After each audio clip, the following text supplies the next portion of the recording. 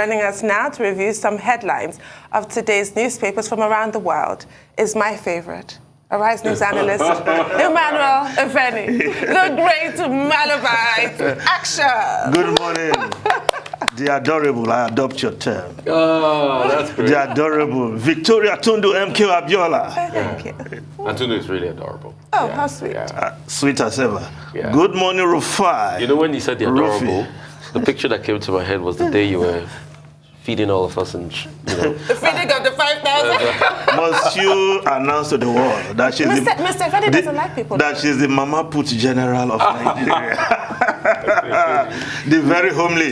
You scattered everything. I didn't put Mama Put on. No. You went there. No, the English word for it is she's homely. I prefer that.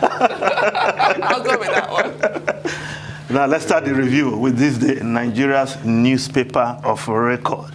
The lead story, Obasanjo to Clark. Oil belongs to Nigeria, not Niger Delta. And there is a quote there from the former president. All those who purchase crude oil from Nigeria enter into contractual relationship with Nigeria, not with the Niger Delta.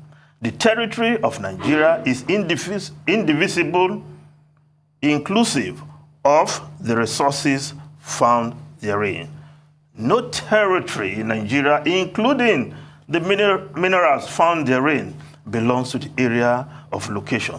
And this remains so until the federation is dissolved. So authoritative. Now, other newspapers are also reporting the story, and we'll come back and talk about it. Now, the Daily Trust newspaper, Obasanjo to Clark. Niger Delta can't claim oil ownership while in Nigeria. Insist all resources belong to country. Ex-President Wright, Professor Kari. Now, another angle to it in the New Telegraph. Clark, how Buhari APC encouraged return of Boko Haram. Says Lai Mohammed used propaganda to host Jonathan. Now, this debate that former President Olusegun Obasanjo has reignited because it's been a long-standing debate. Now, when it comes to law, Chief Edwin Kiagbodo Clark, E.K. Clark, as is popularly known, but I call him Papa Clark because it's my uncle in Kiagbodo. Now, he's a lawyer of many years standing. And he knows the law, he knows the Constitution, so there's nothing really former President Obasanjo is going to teach him about the law, the extant Constitution of the country. But what Papa Clark is saying is that if you go back in time, it has not always been so. The Constitution we negotiated at independence gave the regions control of resources. That's true. So if a former President Obasanjo is coming out now to say, no, it's not always been so, we have to remind him. And it's himself and his military boys The Constitution they wrote. They wrote 79. and distorted our federation. So as long as the talk for, or the call for restructuring is on, the call for resource control, the call for devolution of powers to the states, the federating units is still on. Former President Olusegun Obasanjo cannot be reminding us as if we don't know the law. We know the law. We know that we have an extant constitution. That is the law. But the clamor for restructuring is still on because there is a distortion of what was negotiated in 1960 and even in 1963 when Nigeria became a republic. Yes, and it was expressly stated in that 63 constitution the percentage that each region was going to give from proceeds of its natural resource to the federating unit. It was expressly stated there. I'll go one step further. There's a newspaper caption of, I think it was Daily Times of the late 50s or 60s, when the first oil was struck out of the first oil well in Oloibiri. And that story particularly talked about how the government of the eastern region was going to give the national federal government, I think about 12.5% out of the proceeds of every wellhead. So it was specifically stated and there were portions to be given across board. The military came, they wrote a constitution in 79 that they say, we the people did rights. And I questioned that time, we the people. Even before then, they ran a unitary government over time. Distorting the federation. And they distorted. The constitution we know that brought fairness, that we agreed on, was what? Independent constitution, and then what culminated into the 63 when we became a republic. And that is the talk about restructuring. So on this, I'm on the side of Parike Clark. And you know, it's so easy to enunciate that argument when it comes to the stage of oil. I will make the argument too about gold in Zamfara. So what's happening to the gold in Zamfara now? Theoretically, it belongs to the country. Yeah. But in practice, you know what is happening. In practice, so what's happening? So why are we not putting line item on our budget that these are going to be the proceeds from gold? Well, I don't want to... I want you to finish your review before I make a comment, right? Okay, let me just move on to other stories, and I know you will come back to that. Now, the Guardian newspaper, prepare for another pandemic. COVID-19 won't be the last. United Nations warns massive new bird flu outbreak could be 2022's deadly pandemic.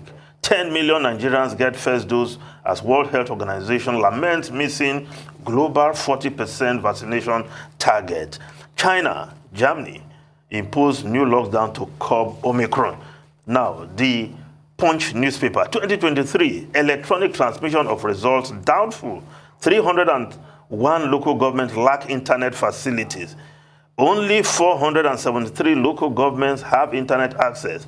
Federal government plans additional 224 local governments by 2023. Experts say satellite technology can cover local governments without internet.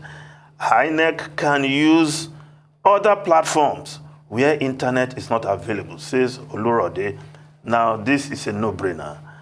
You don't need internet connection to transmit results. You can transmit results just with your telephone number via text message. But I'm sure INEC has even gone past that. They have more sophisticated facilities to deal with this situation. Please hold your horses. We're going to take a short break and we'll be back with more of the newspaper review. Please stay with us.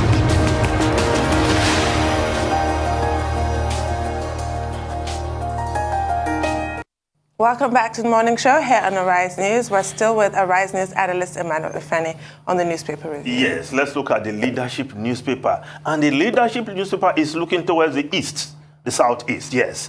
Southeast political bigwigs eyeing the 2023 presidency. And you can see the names there: Moghalu, Ohabunwa, Obi, Ayim, Nwajuba, Onu, Okorosha, Kalu, Umahi. I can quickly cancel some names out of that, but I'll just look at those who I think are very serious candidates. Well, Moghalu, former deputy governor of the central bank, has always been there. He has what it takes, the competence, the capacity, if you want to say, the IBB criteria. He's young, he knows the economy, he can run the economy. Of course, there's also Mazi Ohabunwa, pharmacist, and recently threw his hat into the ring, and he's going about, of course, his campaign in a very clear manner. Now, Peter Obi, yes, some will say he should be the man for the job. But you know what? You know my problem with Peter Obi? He should shake the table in PDP. He shouldn't wait for the PDP to zone to the east before he declares his stand. But he's trying to be too careful for my liking. But Peter Obi is one who can say that is when we're looking at the east now. And the clamor, and I support that clamor, that the next president should come from the southeast. Peter Obi will do a good job any day. Of course, there is Ayim Pius Ayim, former Senate president, former secretary to the government of the Federation.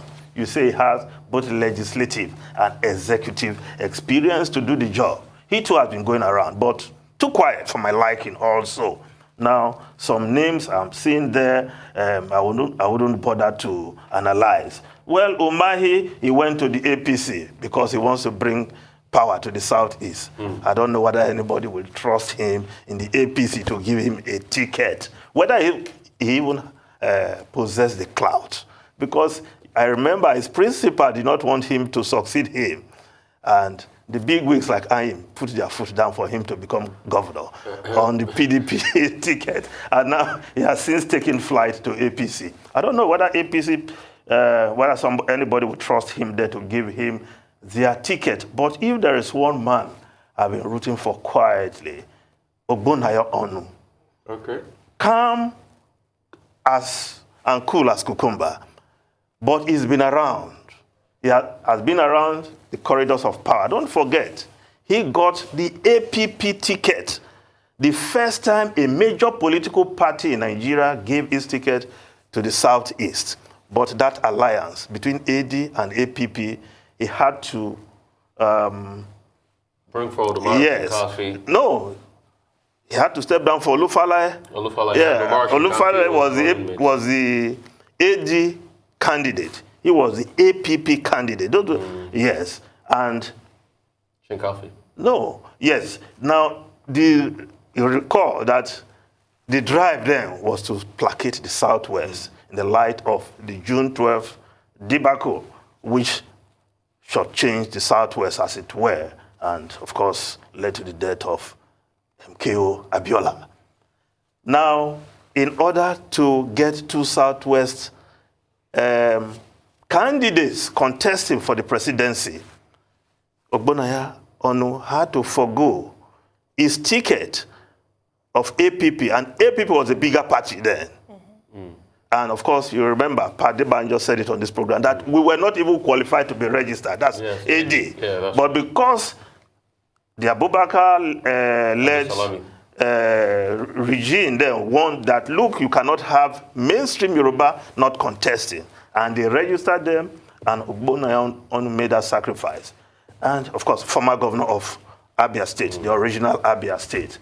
When I talk of the original Abia State, you know, part of Abia State has been carved into to create a Ebonyi State. He was the first civilian governor of Abia State. And yes, you may say he has not done too much as a minister. It's not one of those ministers always in your face, making statements, creating controversy like some do. But I think if the APC is looking for a Southeast candidate, they should look at Ogbonnaya Onu. But the others, Wanjuba, Minister of State for Education, I don't see.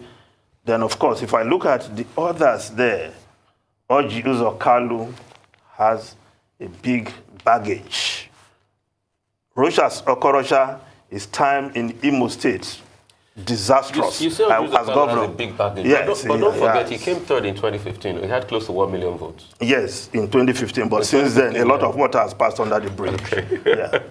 So, I'm sure some other persons will have their views about these names being put forward by the leadership newspaper as Southeast political biggest eyeing the presidency in 2023. Well, if I have to pick one candidate for each party, I will pick Peter Obi for PDP and pick Ogbonnaya Onu for APC and let them slug it out. But again, it's not what analysts pick. The parties decide who their candidates should be. Now, the Daily Sun newspaper, Buhari inherited $550 billion economy from Jonathan, says ex-minister, Osita Chidoka, accuses Amechi of lying, misleading Nigerians on money left behind by former President. Clark false lie Mohammed on insurgency fight under Jonathan. Yes, when I talk about ministers who make controversial statements, sometimes unfounded, just to gain the front page. Perhaps that's what Osita Chidoka is responding to. Now, the Vanguard newspaper, budgets, 26 states eye more capital projects in 2022. While the Daily Independent is reporting patronage of POS dips as customers return to ATM orders. Yes, over the Yuletide holidays. A number of customers had a rough time getting money from their ATM and of course, struggled to use their POS machines at various shopping centers. Now, the foreign newspapers quickly. The Times of UK. Court self-isolation to save NHS. Johnson is urged. Staff shortages now bigger threat than patient number. Daily infection hit record high. Of course, Prime Minister Boris Johnson is facing pressure to stave off an NHS staffing crisis, because when you isolate, when those who pick this virus or you even come in contact with somebody who is infected, you are asked to isolate. That in itself is becoming a bigger problem, because you are now having staff shortages, even in the NHS, and that may also be a big problem in the economy as we enter the new year with record high infection in the UK. Now, the Wall Street Journal is reporting states hold off on strict COVID-19 measures. Rufai and Tundu, over to you. Wow, so I want to go back to that story of Chief Edwin Clark and the former president, Olusegun Obasanjo. Unfortunately for us in Nigeria, our grand norm remains that wretched 1999 constitution, which we need to bin. We do. It doesn't serve anybody. And you mentioned the situation with Zamfara. Can you clarify this for me? Because the general perception over Zamfara gold is that Zamfara gold belongs to Zamfara, or the north, and the Niger Delta's oil belongs to the whole of Nigeria. So there's that usual accusation of nepotism, lopsidedness, discrimination. However, I distinctly recall the Minister of Steel and Mineral Resources, Olamilekun Adegbite, publicly sort of rebuking Governor Metawale, reminding him that your gold belongs to Nigeria. He has to be reminded. Yes, he had to be reminded. So he tried it, but he was reminded. So I don't know how accurate that is. That's a perception. Yes. You know, there's a story about it. He had to be reminded. Yes, he did. And the minister was up to the task of reminding him, as he ought to. Section 44, subsection 3 is clear. It vests all mineral resources in the federal government of Nigeria. Or liquid. Yes, so you do not, as a governor, get to act like you own your own gold. What is the Osun State governor doing? He should seize the gold in Osun State also. Exactly. But this is the thing, to go back to the argument about resource control, how are we ever going to make progress with that section 44, subsection 3? That's a disaster. It's used as an excuse. This is why so many governors are resting on their laurels. Sure. There's no sense of ownership. It belongs to the federal government, so you don't care.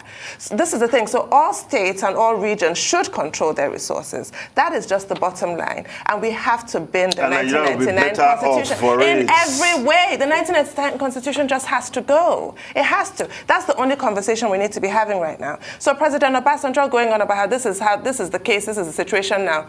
Well, no. If you're really a statesman, you also have to be a visionary, and you have to think about what's best for Nigeria. The current situation is not. You'll recall, as Chief Ige Clark really doesn't pull his punches. He was describing the PIA as satanic. Over 3% to host communities, which is an insult. Remind you all the 3%. Talk we made for just make it 10%. Just yes, make it 10%. 3%. Look at what happened at Nimbe. 100% of the destruction taken by the community. Yes, we don't share that. No, you don't share that. Even the National Emergency Body, even to get them to come to that place is even a problem. Look at Nigeria when the regions had autonomy, and look at Nigeria today. Yes. This is the conversation that former President Obasanjo should be advancing, not this whatever he's talking about. And there is enough resources in every state. Of course there is. That if we commit ourselves, we allow the states to control, the states will do better. Of course they will. It's underexploited because you don't feel like you own it. And you feel like your dad, the federal government, is going to take care of you. So of course you're going to rest on your laurels. And just to enunciate the argument, you made beautiful argument. Which region or state have been able to build a landmark project like the Cocoa House in the 60s? If we don't go back to where we started from, we're never going to make progress. So, that for me is the only conversation. And the shocking part, too, like you said, they had to remind Governor Matawale. Who reminds the Delta State governor that? You have to be reminded. And one of the things, as one of the papers reported, that unless, what Obasanjo said, that unless until you leave Nigeria, you own it. So when the young boys in the creeks start clamoring that, look, it's either we control... This is the thing. You know? If you say that, then they're going to say, oh, we want to leave. Yes, I don't understand his angle in this conversation. I'm sorry. Former President Olusegun Obasanjo is not being statemanly enough Not at all. in this No, call. he shouldn't be saying And given his intellectual development over the years, I expect better presentation, better reasoning about the future of this country from former President Olusegun Obasanjo. He's not just one of those military boys who, after leaving power, went to the farm, tended to some cows and all that. He's been developing his intellectual capacity. He has a PhD in theology. He holds a PhD. It doesn't matter the course where you hold a PhD. So, you know? Dr. Olusegun Obasanjo. So please, we'll expect better conversation from that. But there are other issues. Are there other issues you want Yes, electoral transmission of results on the front page of Punch. Yes. Doubtful. 301 local governments lack internet facilities. I thought this issue had been buried, but it's been resurrected now. Only 473 local governments have internet access. I mean, this is complete nonsense. This is embarrassing as an argument to be advanced. No, it's not an argument at all, because INEC has said that it has the capacity and it can transmit results from any part of this country. And technology is there, for goodness sake, to make this possible.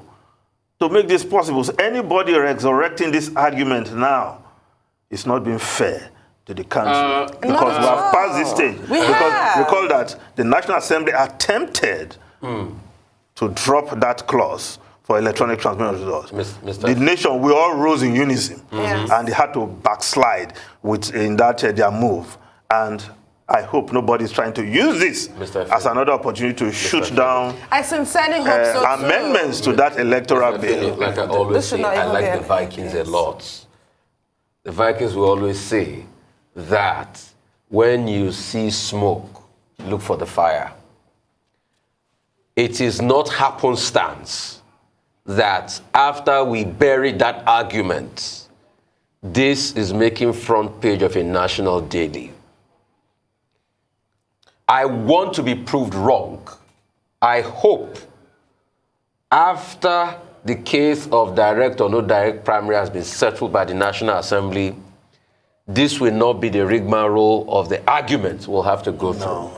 Because, I'm saying this. I'm still giving President Muhammadu Buhari the benefit of that. He has good intention on this matter. Because I remember when this argument started, the National Assembly in its wisdom went to call National Communication Commission to come and talk instead of INEC. And National Communication Commission, we all remember what they said that day.